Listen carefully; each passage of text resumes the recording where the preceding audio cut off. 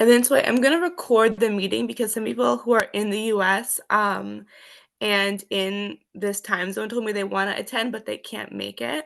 So I figured we can maybe make a YouTube channel and publish the recording afterwards.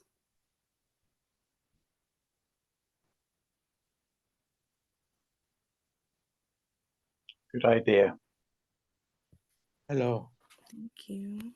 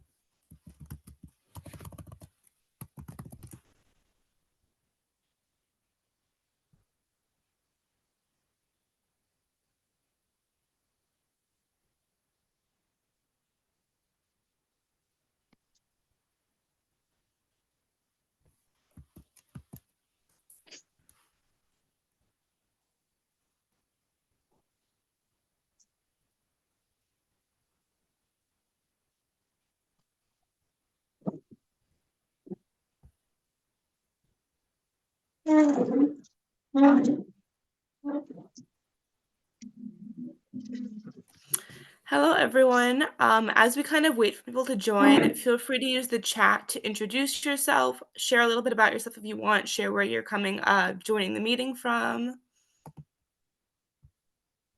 Go.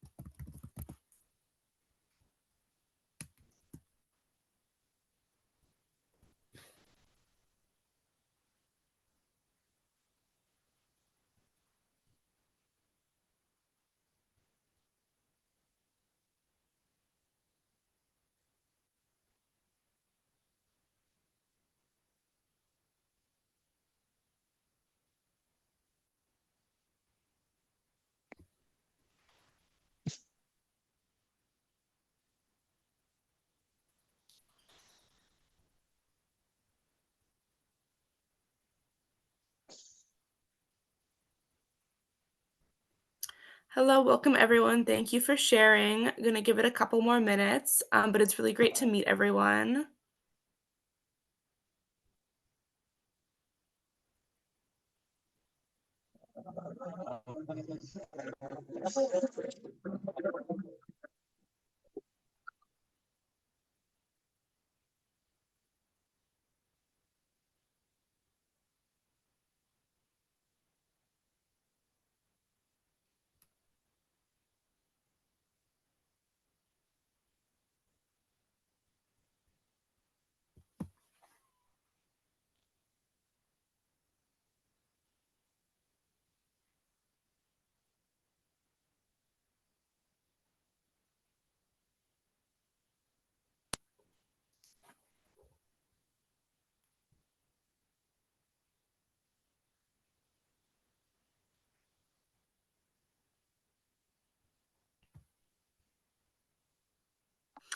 Welcome everyone. It looks like we have people calling in from Lebanon, from Wales, from Nairobi, from Pennsylvania, from the US.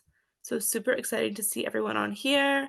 Gonna give it maybe another minute or two and then we can get into watching the presentations.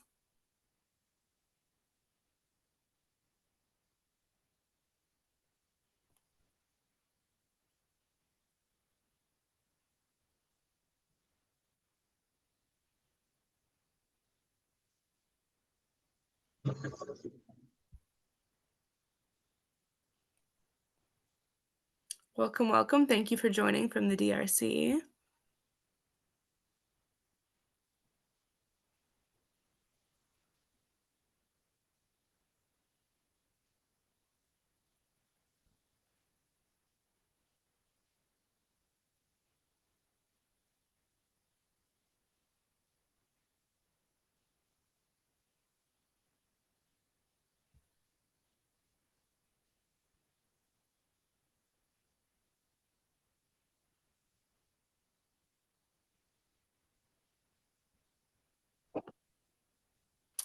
All right, we'll get started in just about a minute. Thank you so much, everyone.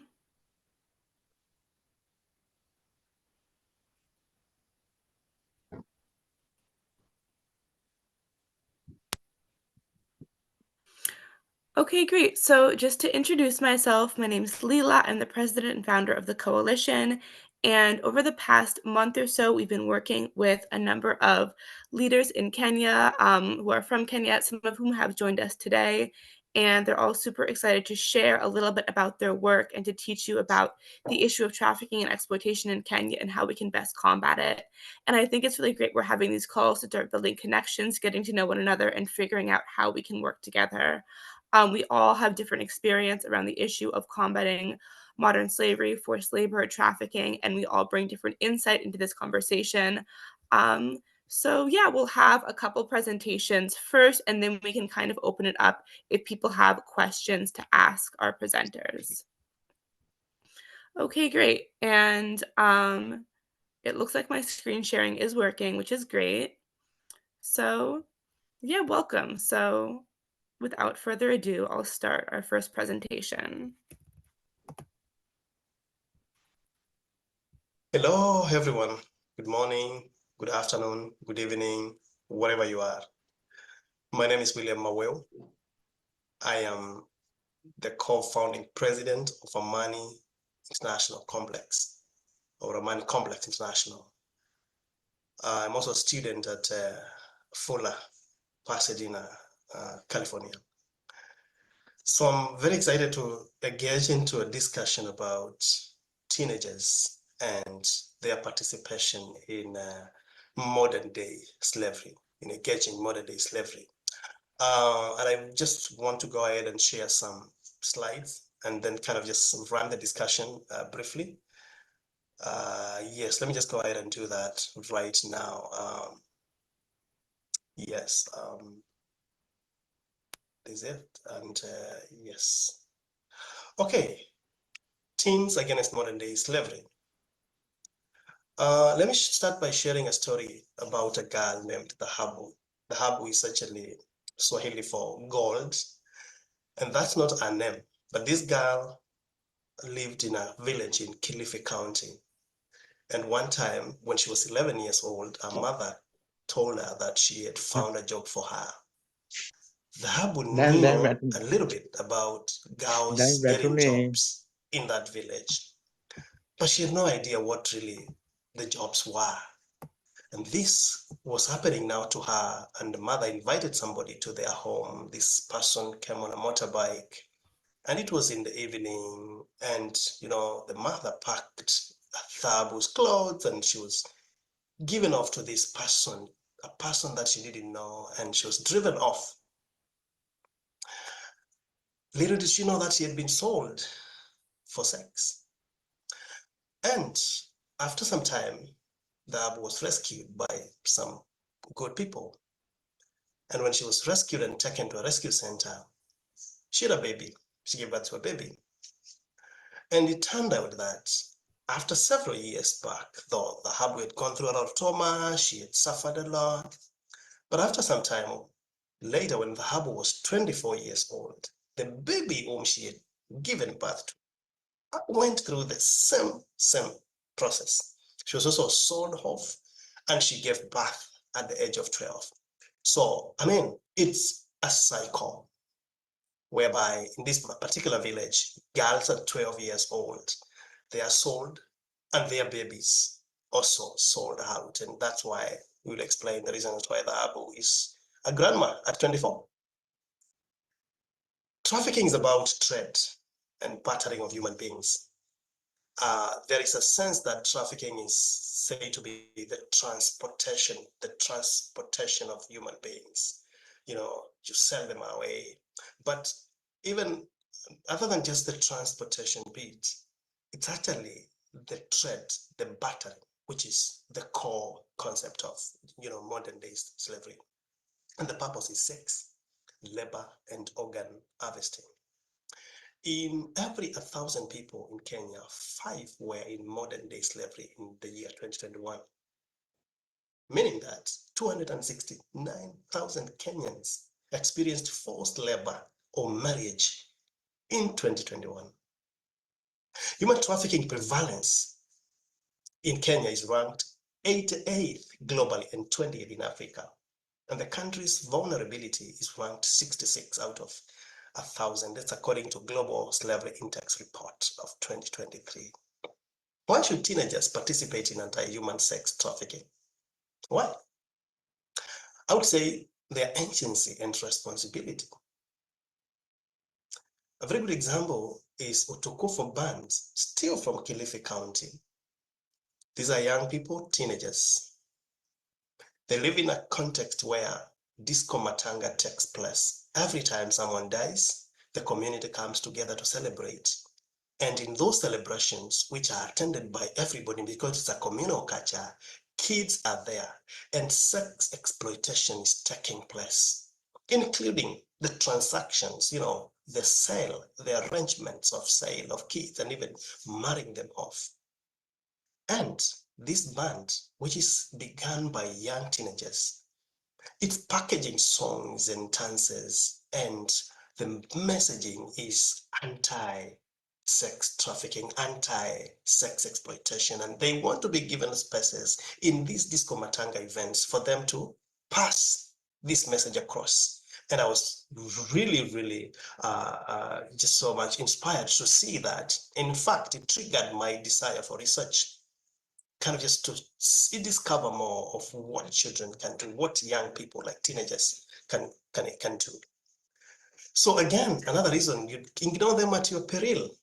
The median age in Kenya is 19, and about 48% of Kenya's population is below 35, and almost half of that is below 20 years. So most life decisions, according to Bana, they're made between the age of 4 and 14. It's a very ideal age. And as if that is nothing, Africa is set to triple in population this century, accounting to 40% of humanity by 2100. In fact, if you look at these statistics, from 2019, it's increasing all the way to 2100. And by 2100, 49% of the entire world population will be people below the age of 25 years. And these are people from Africa. It's kind of just something to really think through. These numbers are just so huge to ignore. So how can teenagers engage?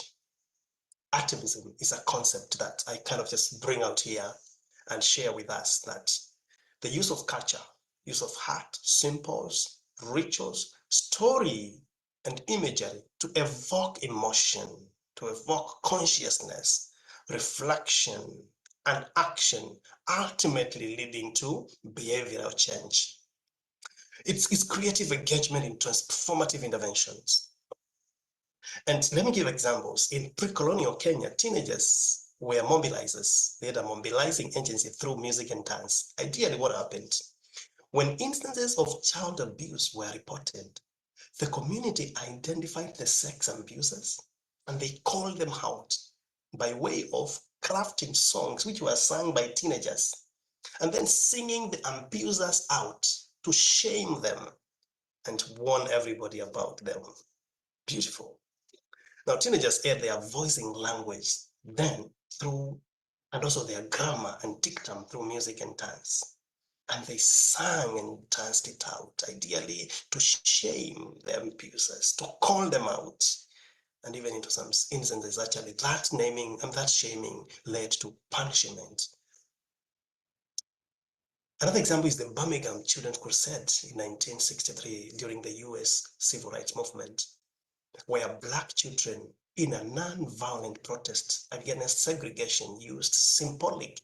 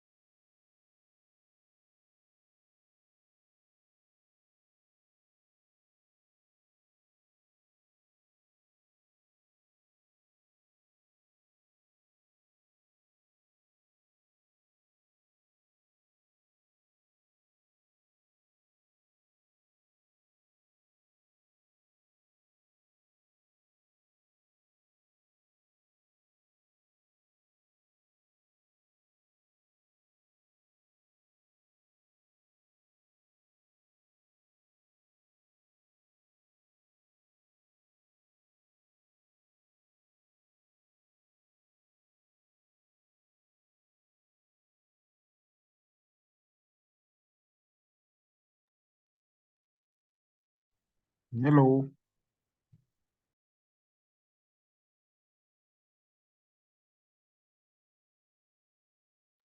Yeah, I think Lela is having some technical problem, but I hope she's coming back.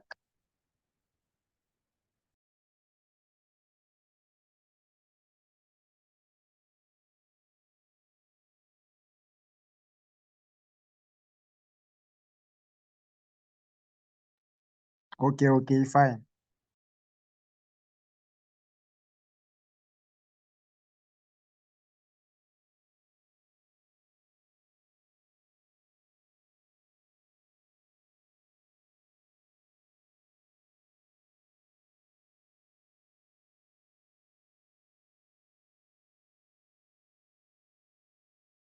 and right brain. It talks about left brain is about logic, rules, reason. That's where language is. And then when it comes to right brain, that's where intuition, music, art, and creativity, resides. But then you realize that it's a common belief that people or human beings make decisions, and especially policymakers, on the basis of logic and facts. But research has shown that people make decisions based on factorial complexity, including logic, reason, relationship, emotion, and intuition. And actually, there is interconnectedness. Research further shown that there is interconnectedness between the left brain and the right brain. There is a sense of interconnectedness. So activism actually appeals to both emotion and logic, to both the left brain and right brain, to evoke reflection, to bring about consciousness, and then, action, which is leading to change. And that's kind of just the way activism works when it's applied and used out there, especially to engage in something like, modern day slavery. So activism, again, is a decolonizing model that rescues teenage voices from the hegemony of alphabetical syntax and language. You don't have to use the white man's language, or rather, kind of just to express yourself, but you can use the image in your culture, the rituals in your culture, and also the symbols in your culture. And also activism taps into symbols of different types, different types of symbols. It could be, it's pictures, artifactual, audio, body language, body motions, and many others like I've just listed down here. So it's time for teenagers to make their space in engaging modern day slavery, using activism as a concept, as a framework. I can't wait to engage further on this kind of a discussion in a plenary setting.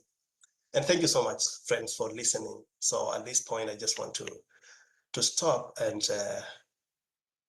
say bye and see you soon.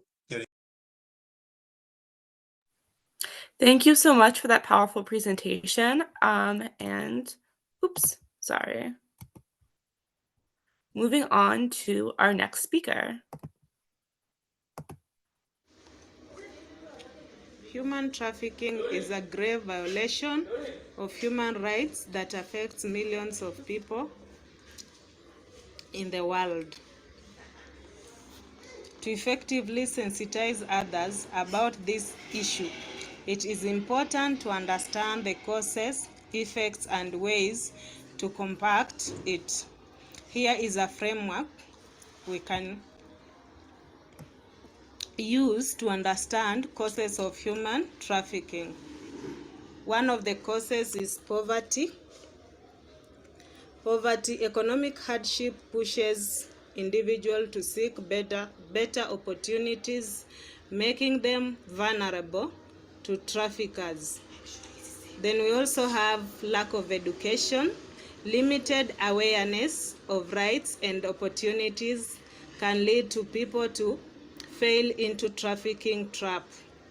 Then we also have political instability and conflict, war and unrest.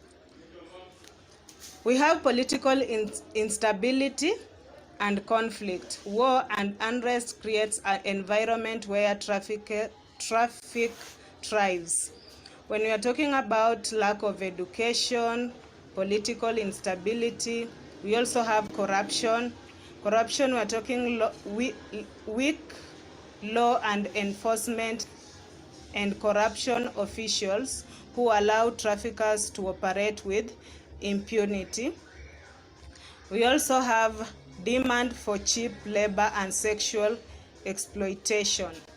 The global demand for cheap labor and commercial sex fuels trafficking. Then we also have effects of human trafficking. We have physical trauma. Victims often suffer several physical abuse, mental health issues, and trauma. We also have loss of freedom. When I'm talking about loss of freedom, I'm talking about victims lost their autonomy, often being forced into labor or sexual exploitation. Then we also have a breakdown of families. For example, victims of trafficking. Victims of trafficking, they normally, when their parents have been separated, majority of them, they go their own ways. And these are young people. You may get them, they are young girls and young boys. So they have no other option because they have no one to give them direction or no one to tell them what to do or nobody to take care of them. That's why most of them fall into this trap. Then we also have economic impact. When we are talking about economic impact, we are talking about the hardship in the families and also in the countries where we are coming from, even the communities, because most of them cannot manage maybe to take care of themselves. Also, apart from taking care of themselves, maybe to buy some things. So most of the traffickers will come and tell them that, you know what, we are going to take care of you, we are going to give you this and this, but at the end of the day, when they fall into in this trap, things are really different outside. Then we also have how to sensitize others. I will advocate for awareness and campaigns, because most of the community members, they don't understand anything. Some of them, they don't understand anything related to human trafficking and the means that these traffickers use so that they can violate the rights of these people and more so community members.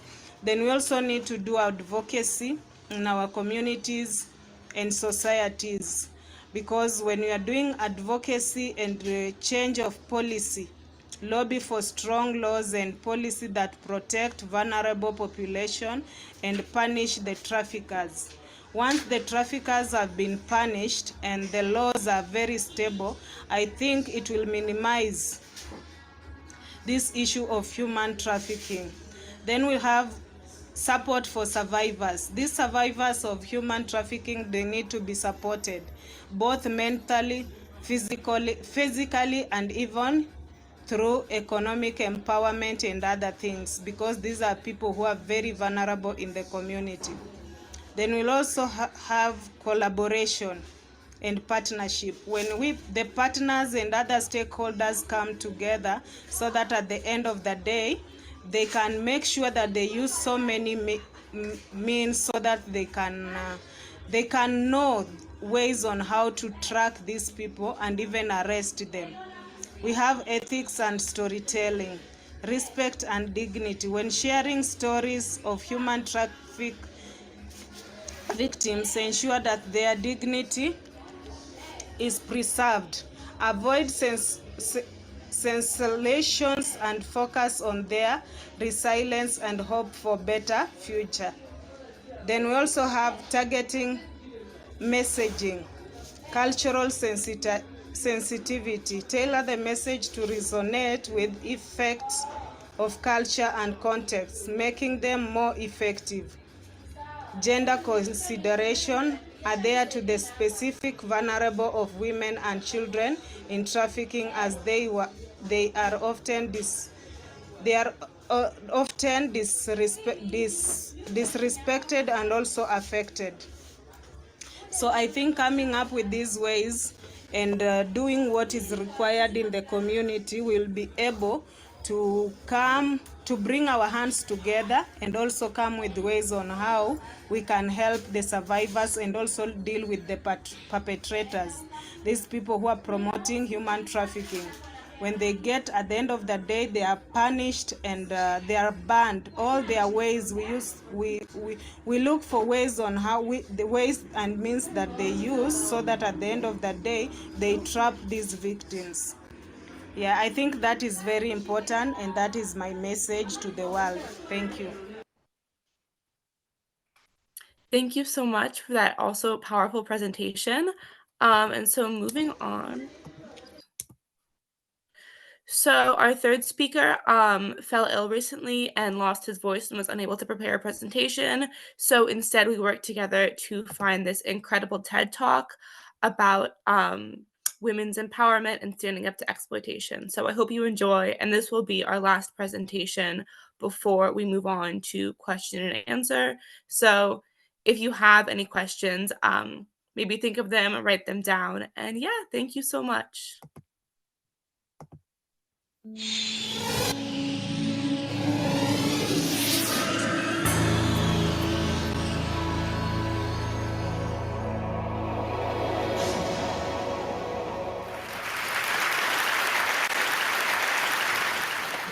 There's a group of people in Kenya People cross oceans to go see them.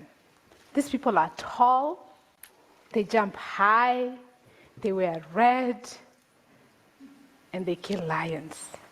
You might be wondering, who are these people? These are the Maasais. You know what's cool? I'm actually one of them. The Maasais, the boys are brought up to be warriors. The girls are brought up to be mothers. When I was 5 years old, I found out that I was engaged to be married as soon as I reached puberty. My mother, my grandmother, my aunties, they constantly reminded me that your husband just passed by. Cool, yeah? And everything I had to do from that moment was to prepare me to be a perfect woman at age 12. My day started at 5 in the morning, milking the cows, sweeping the house, cooking for my siblings, collecting water, firewood. I did everything that I needed to do to become a perfect wife. I went to school, not because the Maasais, women or girls were going to school. It's because my mother was denied an education. And she constantly reminded me and my siblings that she never wanted us to live the life she was living. Why did she say that? My father worked as a policeman in the city. He came home once a year. We didn't see him for sometimes even 2 years. And whenever he came home, it was a different case. My mother worked hard in the farm to grow crops so that we can eat. She reared the cows and the goats so that she can care for us. But when my father came, he would sell the cows, he would sell the products we had, and he went and drank with his friends in the bars. Because my mother was a woman, she was not allowed to own any property. And by default, everything in my family, anyway, belonged to my father. So he had the right. And if my mother ever questioned him, she beat her, abused her, and really, it was difficult.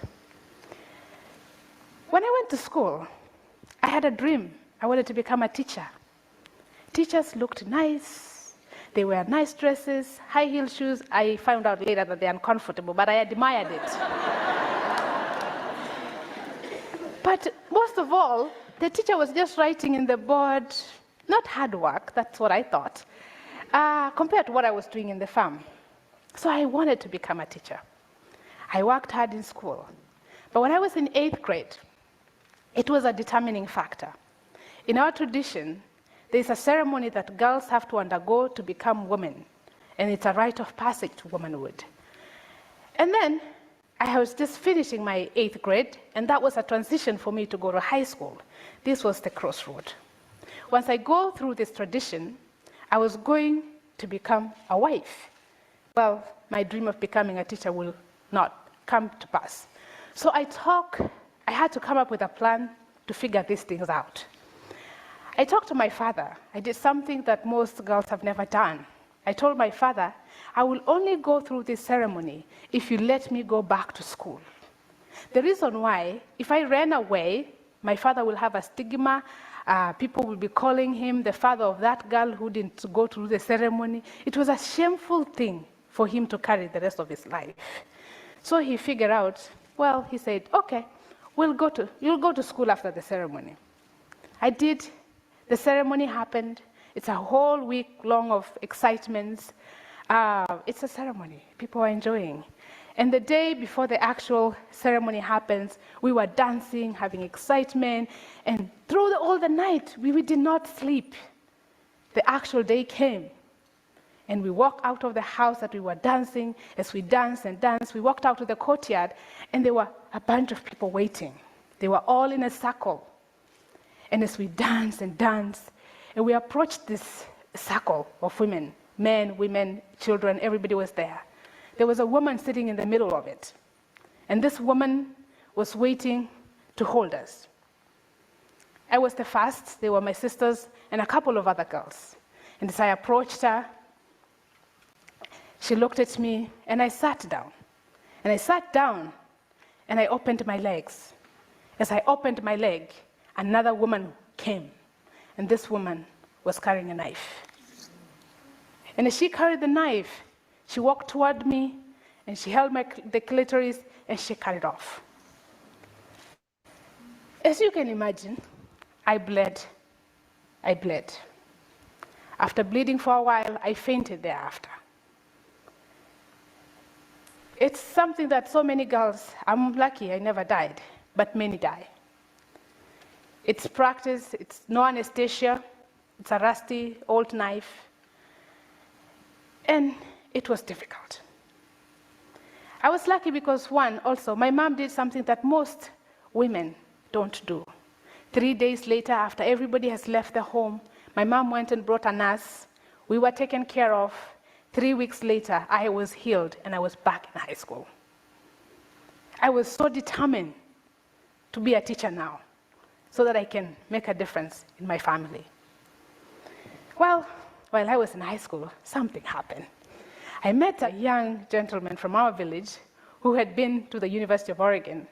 This man was wearing white t-shirt, jeans, camera, white sneakers. And I'm talking about white sneakers. There's something about clothes, I think, and shoes. And I'm talking about sneakers, and this is in a village that doesn't even have paved roads. It was quite attractive. I told him, well, I want to go to where you are, because this man looked very happy. And I admired that. And he told me, well, what do you mean you want to go? Don't you have a husband waiting for you? And I told him, don't worry about that part. Just tell me how to get there. This gentleman, he helped me. While I was in high school also, my dad was sick. He got stroke, and he was really, really sick. So he really couldn't tell me what to do next. But the problem is, my father is not the only father I have. Everybody who is my dad's age, male in the community, is my father by default. My uncles, all of them, and they dictate what my future is.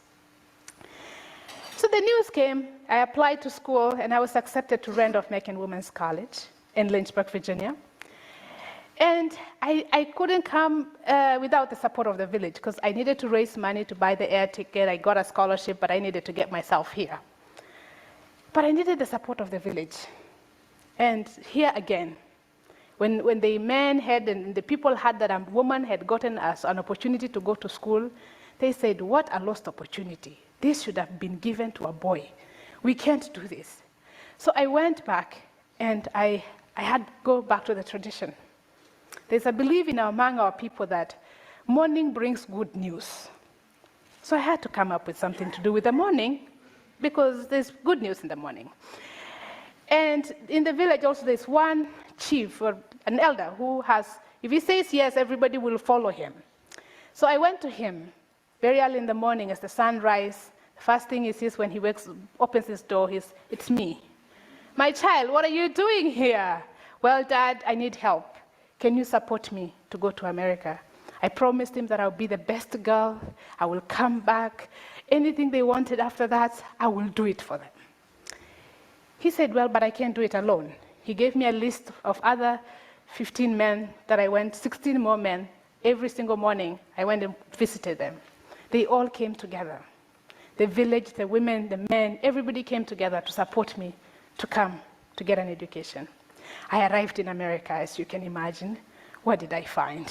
I found snow. I found Walmart, vacuum cleaners, and lots of food in the cafeteria.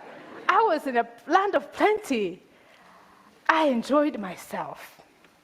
But during that moment, while I was here, I discovered a lot of things. I learned that ceremony that I went through when I was 13 years old, it was called female genital mutilation. I learned that it was against the law in Kenya. I learned that I did not have to trade part of my body to get an education. I had a right. And as we speak right now, 3 million girls in Africa are at risk of undergoing through this mutilation. I learned that my mom had a right to own property. I learned that she did not have to be abused because she's a woman. Those things made me angry. I wanted to do something. As I went back, every time I went, I found that my neighbors' girls were getting married. They were getting mutilated. And here, after I graduated from here, I worked at the UN. I went back to school to get my graduate work. The constant cry of these girls was on my face. I had to do something. As I went back, I started talking to the men, to the village and mothers, and I said, I want to give back the way I had promised you that I would come back and help you.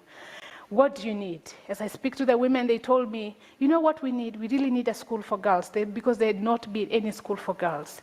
And the reason they wanted the school for girls is because when a girl is raped when she's walking to school, the mother is blamed for that.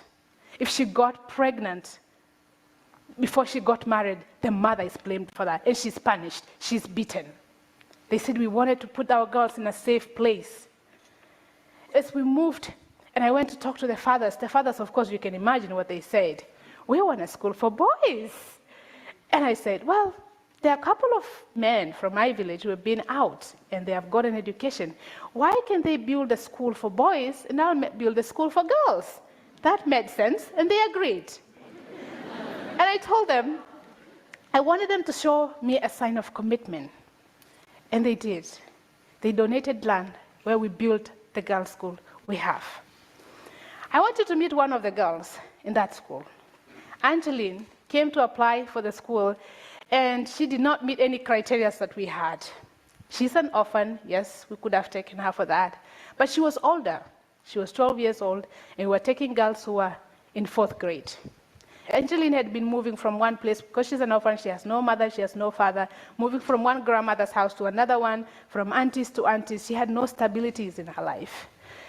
And I looked at her, I remember that day, and I saw something beyond what I was seeing in Angeline. And yes, she was older to be in 4th grade. We gave her the opportunity to come to the class. 5 months later, that is Angeline. A transformation had begun in her life. Angeline wants to be a pilot so she can fly around the world and do a difference. She was not the top student when we took her. Now she's the best student, not just in our school, but in the entire division that we are in. That's Sharon. That's 5 years later. That's Evelyn. 5 months later. That is the difference that we are making. As a new dawn is happening in my school, a new beginning is happening. As we speak right now, 125 girls will never be mutilated. 125 girls will not be married when they are 12 years old. 125 girls are creating and achieving their dreams. This is the thing that we're doing, giving them opportunities so that they can rise. As we speak right now, women are not being beaten because of the revolutions we've started in our community.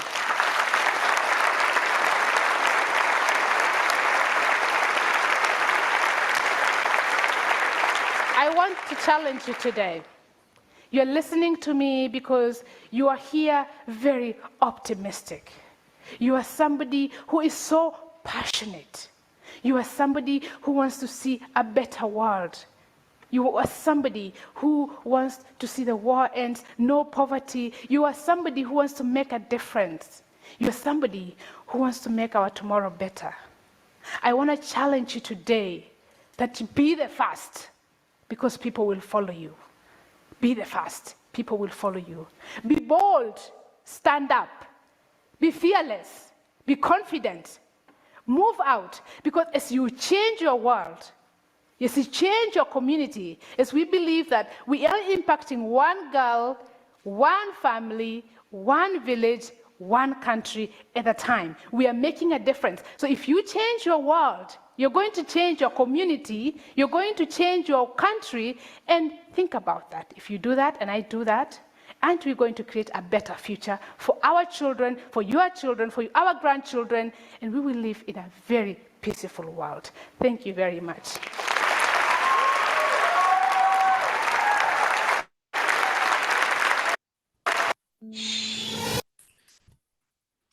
Okay, so we reached the end of our presentation. So now we have time for a Q&A. So we have William here, one of our presenters, to answer any questions you guys have, or just any reactions, ideas, insights after watching the presentation. So feel free to raise your hand, unmute if you have a question, or put it in the chat. Yeah, and William, I'll transfer it over to you. Oh, also we have, sorry, I didn't see, Lillian has also joined, who was our second presenter. So feel free to ask her questions as well.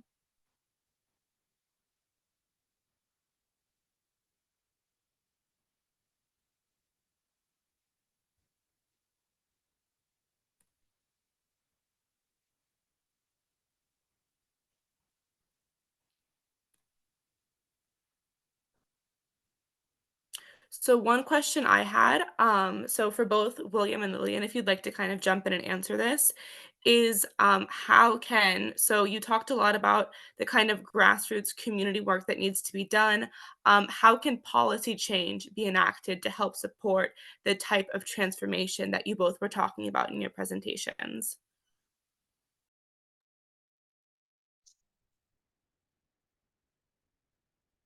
Thank you so much, Leila, for your question. You are asking about how can policy change, the whole idea of change of policy.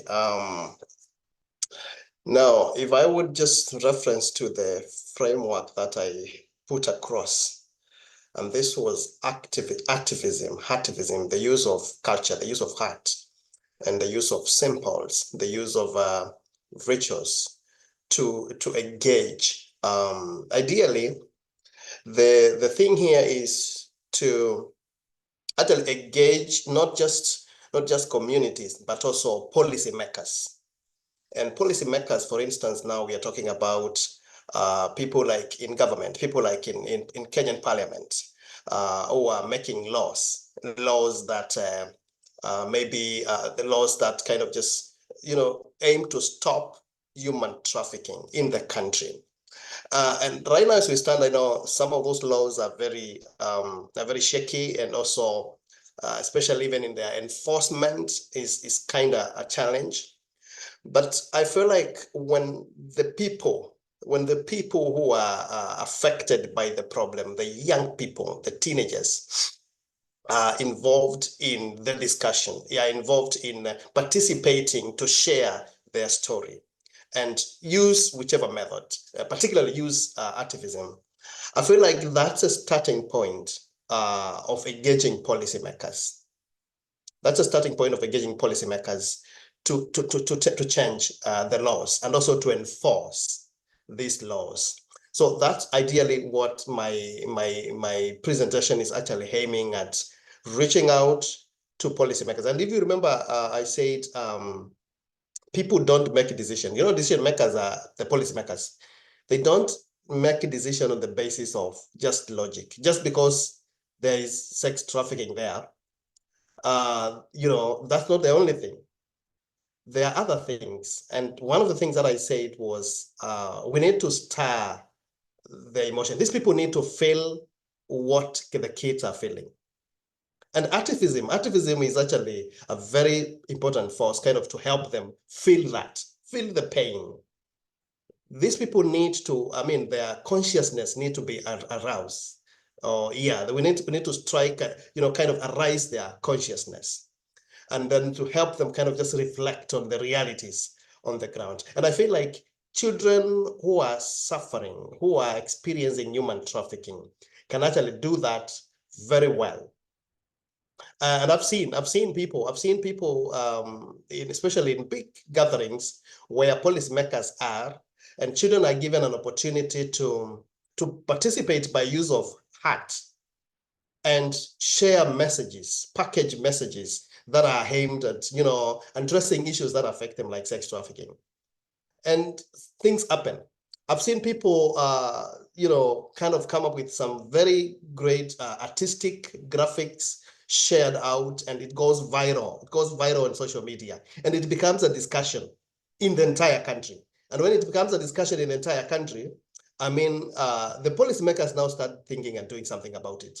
So that's kind of what I'm trying to bring about. It needs to be a big discussion for the entire world, and activism actually is such a powerful tool to make that word out there. And that way it becomes a discussion everywhere, and policymakers are called to act on these things. So that's probably what I can respond in terms of policy making and policy bringing change through policy right now. Thank you, Leila. Thank you so much for sharing. And before we move on to the next question, Lillian, do you have anything to add on that?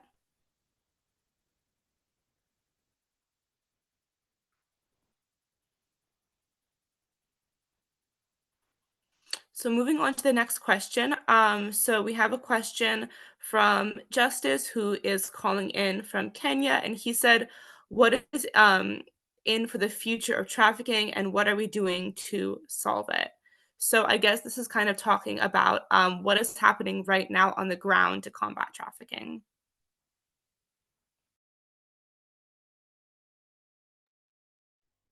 I would actually say that I personally would love to applaud organizations or individuals in Kenya who are doing something about trafficking.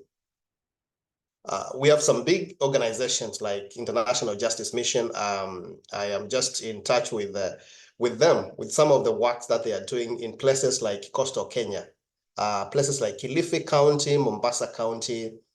One engaging in research and also trying to engage the justice system, because the justice system to do something about sex trafficking. So I appreciate some of those work, those pieces of work.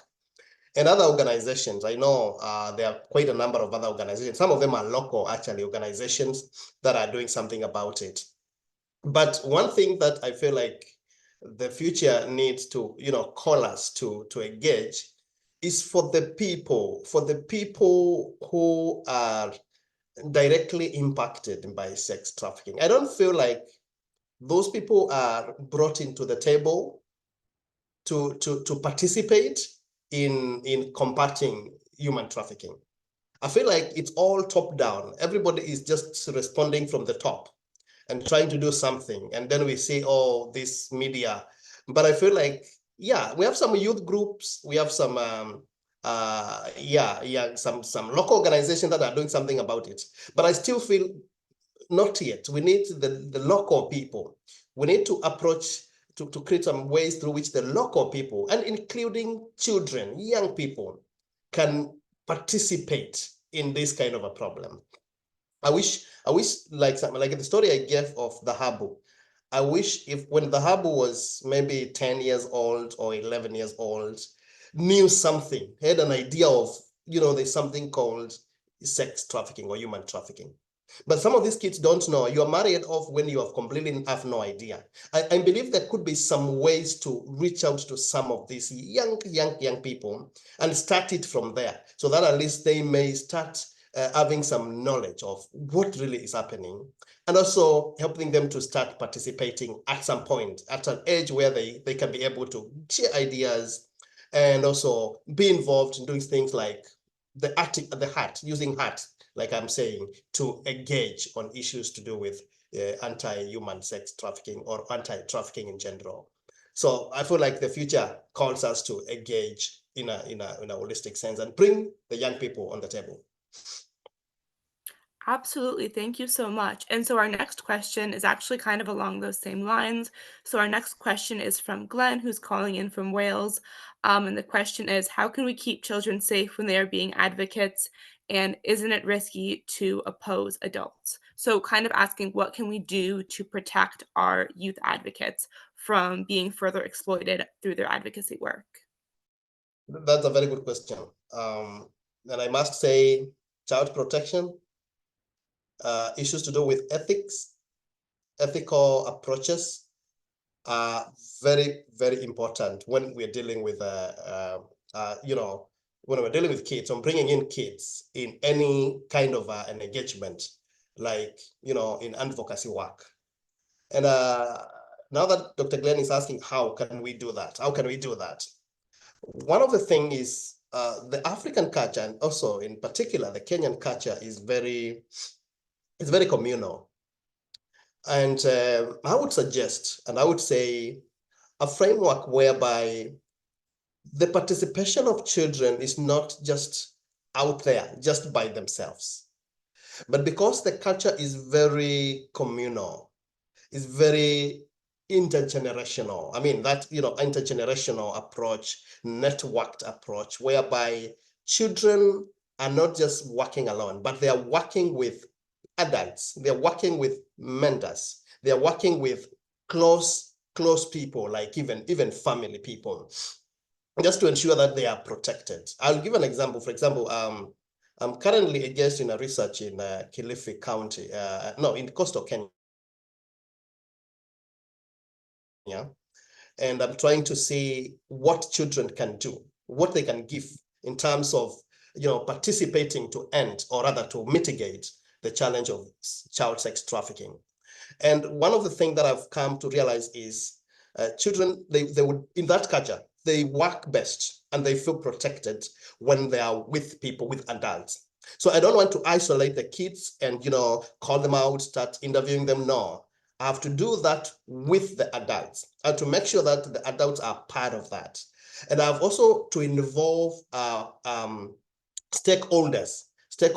For example, when it comes to child protection, I need to make sure that there are policies. There are policies on child protection, which I have to really, make sure that I'm following such kind of policies, and work with stakeholders. For example, if it is, mental health, making sure that the kids are protected mentally, work with mental health practitioners. People can offer counseling when we are discussing issues to do with child sex trafficking.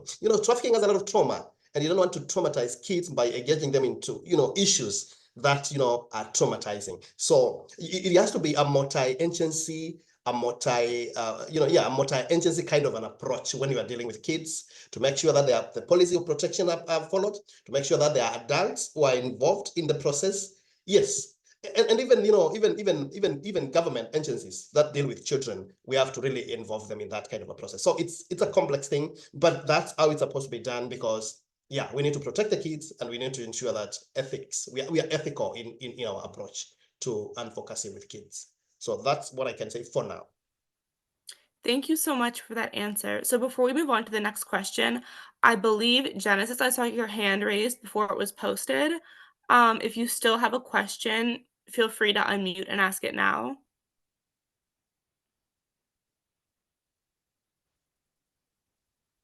Yeah. Hi, Leila. Thank you. I'm sorry that I was putting up my hand to react. I did not know that our William was responding to the questions, but I was just trying to look at observing from an angle that it's an observation, let me say. We are looking at the issue of handling issues of trafficking with a policy level, or having access to justice. This, I just wanted to reiterate that they cannot be standalone solutions, because we are looking at the causes or the issues that are predominant in the context where these children are being trafficked. There is a need for us to see how we can. There is also the necessity to mix both the strategic and the practical needs in order to be able to equalize the actions. Because when we take only advocacy or we take policy and we are not able to look at the practical needs that would have otherwise been maybe playing more than 70% of why they should be exposed to it, we still may be trying to address effects or consequences and not actually touching what we needed to have addressed in order to ensure that these children can be able to stay off from this, or they can be able to beat or to confront those things or those cultures or those practices that would have been putting them at the vulnerable conditions. So I just wanted to add that to what William was saying, and so that we should not lose sight of the fact that we need to be able to have a lot of penchant or maybe polarization too much on trying to see how we could give them practical needs, so that at the end of the day we can equalize, and the policy backs it up. Just that. Thank you. I just wanted to say so. Thank you very much. Thank you so much for sharing that, Genesis. I appreciate it. Okay, great. So moving on to the next question, and this is for Lillian. So Lillian, if you're able to unmute, please do so. If not, and you're having some Wi-Fi technical issues, you can always put your answer in the chat and I can read it out loud for you. So this question also comes from Glenn, and it's, Lillian, what can we do to help people to realize that child marriage is dangerous and abusive?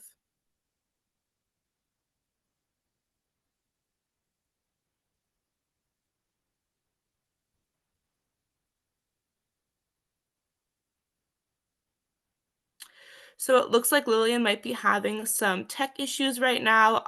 So just if you get those fixed or if you're having better connectivity, feel free to hop in whenever and we can get back to that question. But in the meantime, let's move on to the next question. So it looks like we have someone calling in from Zimbabwe. Oh, that's not a question, they're just sharing their organization. So thank you so much for sharing that. If you want to check out their organization, they've left their contact info in the chat. Thank you for sharing that. And then so our next question comes from Victoria from Kenya. And Victoria is asking, some of these policies exist, yet we still have rampant cases of trafficking. So how can we meaningfully engage or have practical solutions for this? Thank you so much for asking that, Victoria. Yeah, Victoria, thank you. And I hear you. I say you're right. We have policies in place which are not working, which are not helping. And there are many cases of human trafficking. In fact, because it's an hidden crime, you realize there's so much that sometimes we don't even get to know, but it's taking place. One thing that I can say, let me just reference, allow me to borrow from what happened in Kenya a few months, actually in the last 2 months or so, the uprising in Kenya. There were different phases of this uprising, but I want to kind of capture one thing that I observed myself, and I think a few other people observed. This uprising were actually engineered by young people. I should say because, and it's all over in the media, that the Gen Zers were actually part of this from the word go. And these are young people. Most of them are people who are, I should say, the category age of Gen Zers. We have teenagers and, all the way probably to about 20, 25 years old. So these people are in college, or maybe they are also in high school, that kind of a thing. They were part of that. And in my observation, this is a kind of a grassroots engagement of issues that matter to people, issues of governance, issues of policy, because ideally what actually led to the uprising was the finance bill, which is a policy issue. And these people were saying this policy is not good for us and we don't want it. And they had all reasons. And they started this uprising from the grassroots. Actually, though the politicians in Kenya hijacked the process, we should note that there was an impact. There was an impact which came up. For the first time, we saw the president actually, struck down the policy. And secondly, we saw the president call a meeting. I mean, go into social media to start talking to young people, because these guys were in X, they were in Twitter. I mean, they were all over the place. And then we also saw government, the president actually suspend the parliament. I mean, not the parliament, but the executive. Everybody was fired, and then he started to recruit afresh of new ministers or new cabinet secretaries. So I'm using that example just to say, I feel like one thing that can help policy to work, it should be a grassroots engagement of the people. I feel like that's where something may happen from that point. I would call it a bottom-up approach to things rather than a top-down, because of a lot of corruption, there are a lot of bureaucracies, there are a lot of things that hinder policy to work. But for me, if the people come out, and when we are doing this, I would advocate that the young people, the children who are affected, be part of this discussion from the grassroots. So maybe that may help. Let me stop there and hope maybe that could be something that maybe could help. Thank you so much. And it looks like we have one more question. So this is coming from Meek. Meek or Mek, I'm sorry if I'm pronouncing that wrong. Please do correct me. who is calling in from Zimbabwe. And the question reads, how can countries be encouraged to have a specific office for assisting trafficked victims and assisted to start a life back home? Yes, there is IMO, but we need localized interventions. I think that's a really great question. Thank you so much for asking it.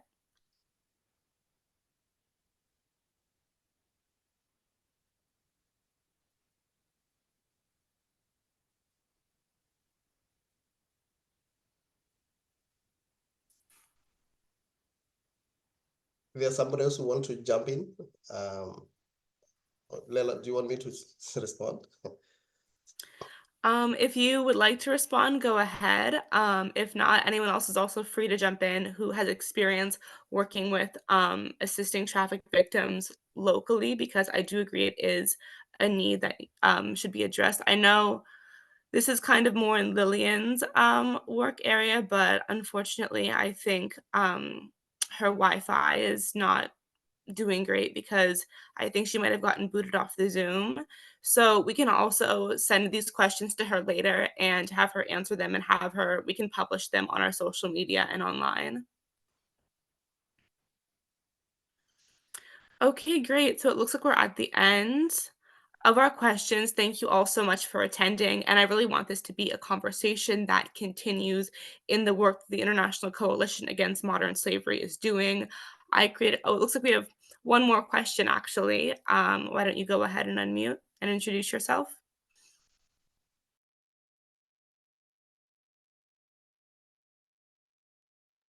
It's me, Lela. We can hear you. Okay, hi guys. I'm really grateful for the presentation that we had. My concern is about the kafala system in the Middle East. You find most Africans, the girls in Africa, they're being exported to, let's say, the Middle East, mostly Saudi Arabia.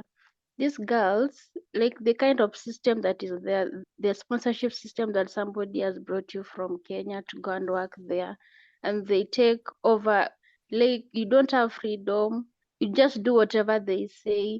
And also when you want to go back home, they demand you to give them their money that like they used to bring you maybe to that country. Like the system is just favoring them. So maybe if we have some kind of, let's say, I don't know whether there's organizations doing that, but you have somewhere where the girls can be heard. Because also like for my country, Kenya's let's say the Ministry of Diaspora Affairs and the Labor, I don't know whether it's called that way, but it's not considering like the cry of these girls. Most of them die there, they're buried there, and their cases are just going that way. So I don't know whether the discussion is going the right way or something. Yeah, thank you so much for sharing that. And we would love to work on that issue further with you. So feel free to shoot me a message afterwards. And I know it kind of received media attention a lot during the World Cup, but after the World Cup, people stopped talking about the use of this system, even though it existed way before the World Cup and it continued to persist after.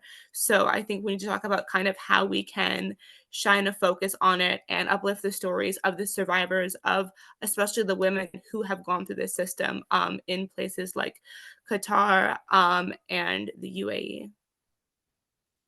Yeah, for sure, Lela. I feel like this is something that need to be brought into the international scene for conversations, stories kind of just shared, go viral.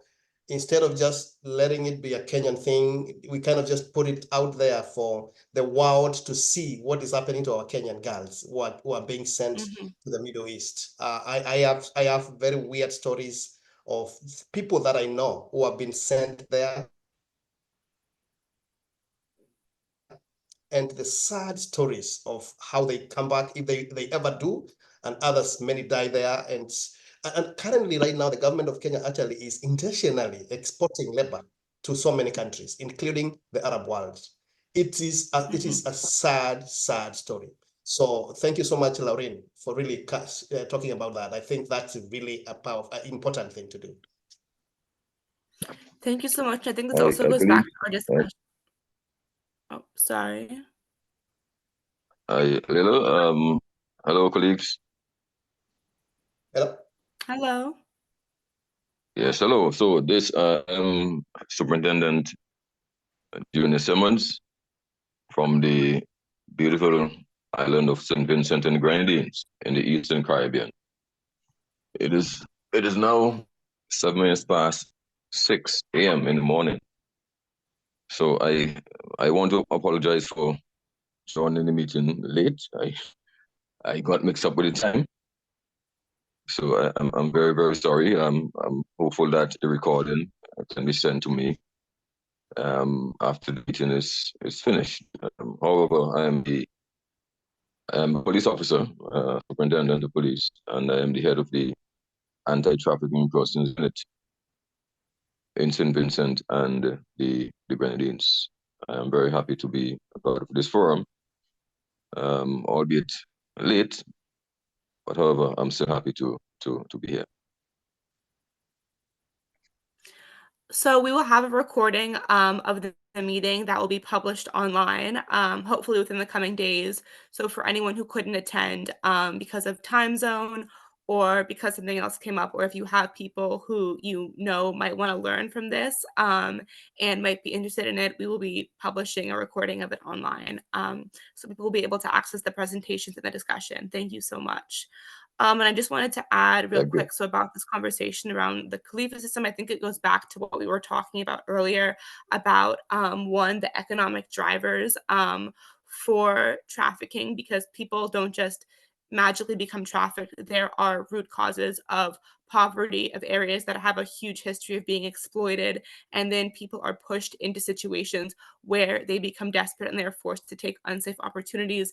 And then also we have a lack of awareness about this system. So people are being lured in on promises of good, well-paying jobs, of good opportunities, and then getting trapped in cycles of debt bondage. So, and then also, again, this ties back to William, what you were saying about the need to make this change at the communities. How can we build these community-based networks that are sharing about exploitation, that are teaching people who you're close to, who you're around, your loved ones, about the risks of exploitation, how to tell if certain jobs are risky, how to find safe opportunities. So yeah, I'm really glad that you brought up that insight about the Khalifa system. So with that, it looks like we are at the end of our questions. So once again, I will be publishing it. Please do share because we want this to be an accessible resource for everyone. Oh, Lillian, yes, is finally able to unmute. Thank you so much. I'm passing it over to you, Lillian.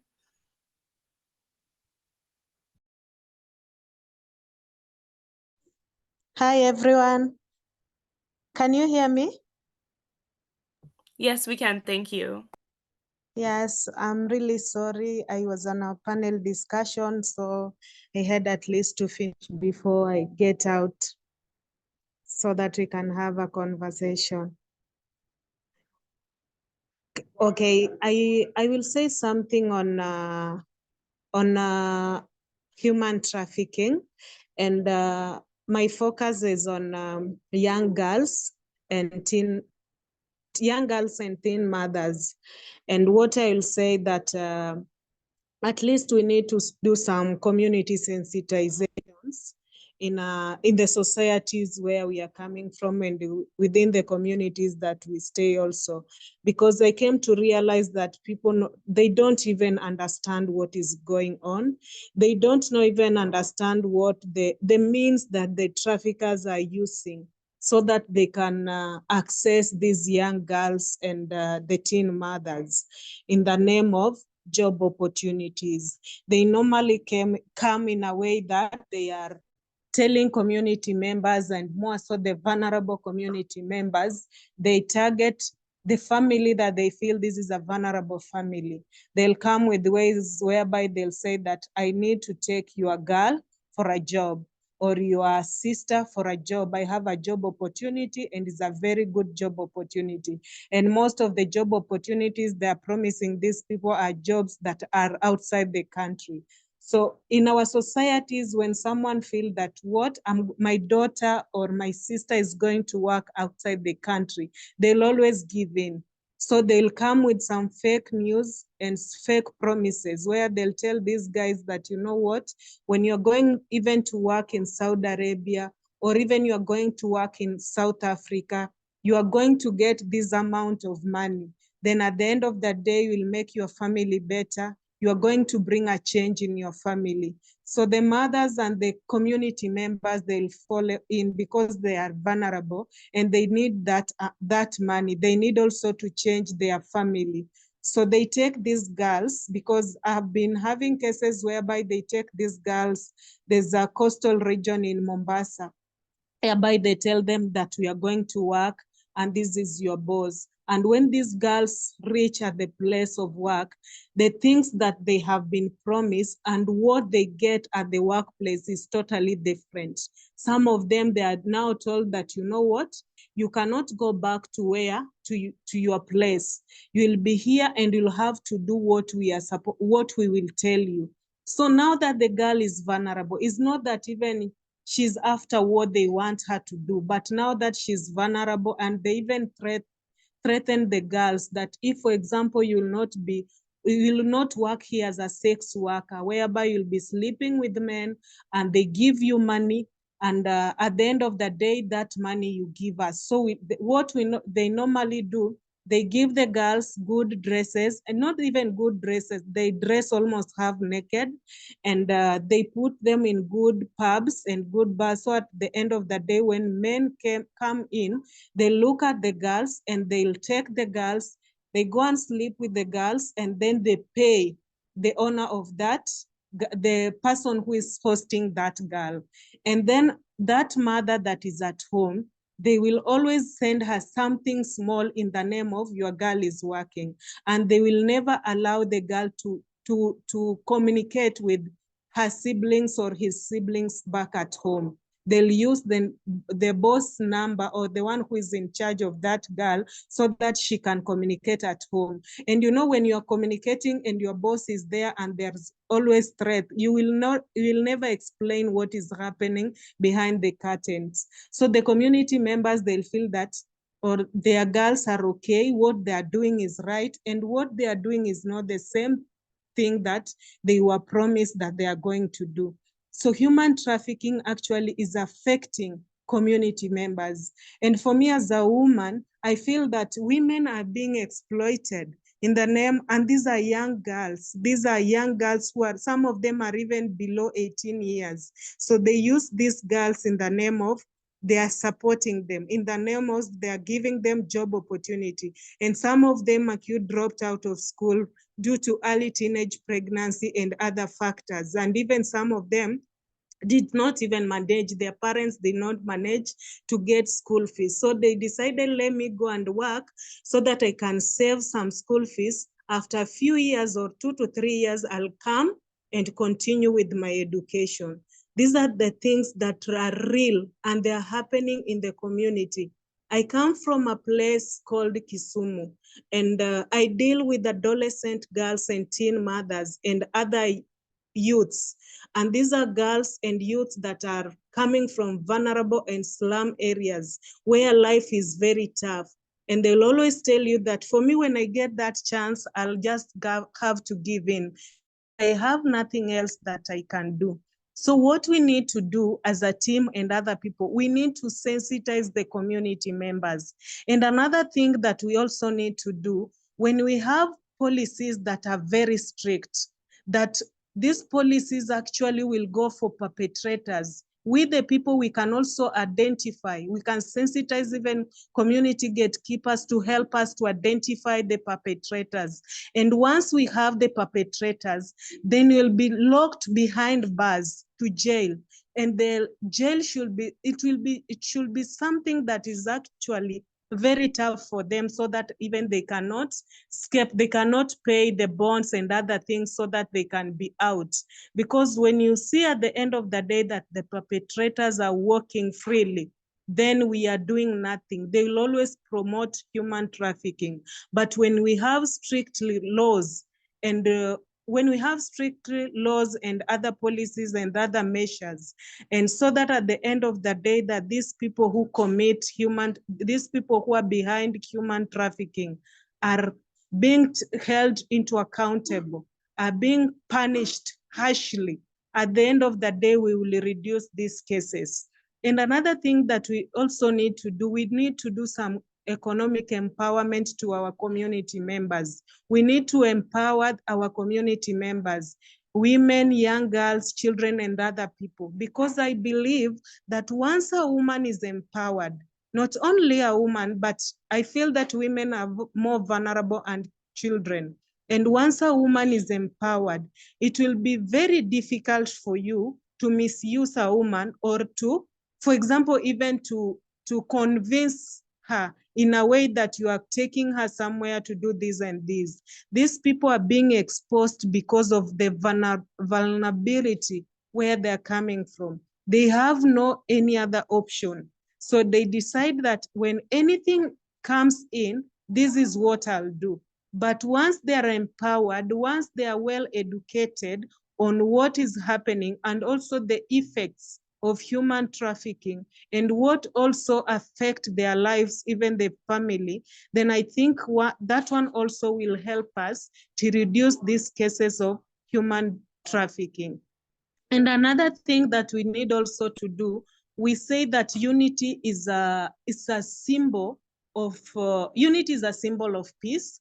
And apart from saying that unity is a symbol of peace, we need also to sensitize our community members, because some of the factors that are leading to this human trafficking and other things, you realize that some families have been separated. For example, a husband and a wife. There was a wife and a husband and kids. And once these people are separated, the kids may go on their own way.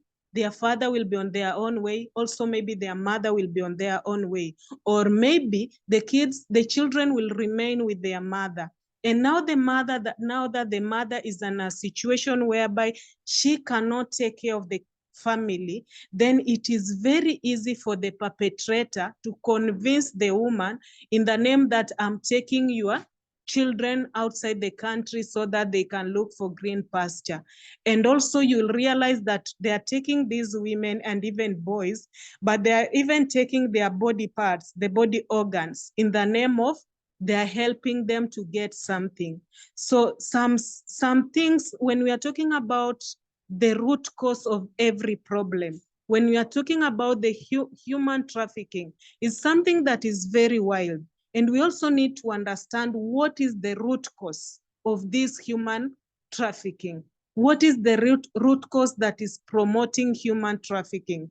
Then once we deal with that, the root cause, I think we'll be in a better position to solve this problem. We'll be in a better position also to come up and bring ideas. And when I'm talking about bringing ideas, I'm talking about partnership, whereby we can collect ideas together on how we can help one another, on how we can sensitize, on how we can promote also peace in the community. And I always tell people that education is very key. And when I'm talking about education, it doesn't mean that only sitting in class is where you're telling me that you're being educated. We also have forums, community dialogues, trainings among the youths and other people. And once we are having these trainings, at least at the end of the day, when you're out of that space, you are able to go and give back to the community. You are able to go and share with the community members what actually you have learned, because at times space is minimal and they normally accommodate few people because of resources and other things. But once you are in front line, and when I'm talking about the front line, I always refer to the young people, because the young people, they have space. When they get this space, I think it is their responsibility to go back to the community and educate their community members. Even tell your neighbor what you have learned. Even tell your friend what is all about human trafficking. Anywhere you are going, the people that you are interacting with, at least share the idea of human trafficking, the effects, the causes, and other things. And then think on how we can help one another so that at the end of the day, we can solve this problem together as a team. It's not all about Williams, Lillian, you, and other members, but it's all about the whole world. Because once we solve this problem, then we are going to safeguard our continent. We are going to safeguard Africa, and we are also going to safeguard Europe and other continents in the name of helping one another, in the name of collecting ideas together, in the name of even bringing resources together, helping others in different ways, so that at the end of the day, we can achieve our goals. We can have the Africa that we want. We can also have the good world that we want, the world that is safe, the world that is peaceful, the world that is clean, the environment that is conducive for everyone. When I'm talking about everyone, I'm very specific on this, because including everyone and seeing your brother, seeing your neighbor as a brother and sister is also very key. Because once you see me, Lillian, as your sister, it's very hard for you to even misuse me or even do harm to me. But once you see me as a brother and a sister, then it will be very easy for us to move on and speak one language, and also promote peace, and also protect our people, the society, the community members, and also protect our continent. Yeah. Thank you so much for that incredibly powerful insight into not just the root cause of exploitation, but how we can collectively organize and build with one another. I really appreciate that. It looks like we have another hand raised. Unfortunately, we only have 5 minutes left, so we can't take any more questions. But I just want to thank you all for being here, and stay engaged. Even though we have more questions to ask, we can continue this conversation in the future as a coalition. We hope to facilitate more discussions like these to bring everyone to the table to start figuring out how we, as a world, can organize together against trafficking and against exploitation. And before I end this call, I also just want to highlight, so someone we have on this call, Bandara, we have been working with him, his organization, and his school in Sri Lanka to help raise money for this school, to expand education and to expand construction. And the school exists on a tea plantation where there has been a huge history of labor exploitation as a result of British colonialism. And a way to fight this labor exploitation is to provide opportunities for youth to continue and complete their education. So if you go to our website, coalitionagainstmodernslavery.org, and go under action items, you can read more about this campaign we're working on with Bandara. And you can also read our other resources on combating trafficking, forced labor, and other forms of exploitation. So thank you so much. And I have a question in the chat asking me to share the slides. So yes, we will be publishing a recording of this video, which includes the slides. And then also William and Lillian, any materials you prepared, if you'd like them to be published on our website, feel free to send them to me and I can publish them on our website. Thank you all, and I look forward to working with you as we continue on this journey together through the International Coalition Against Modern Slavery. Have a great rest of your day, evening, wherever you're located. Thank you so much.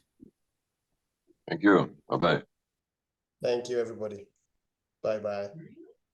Thank you. Bye-bye. Bye-bye, everyone.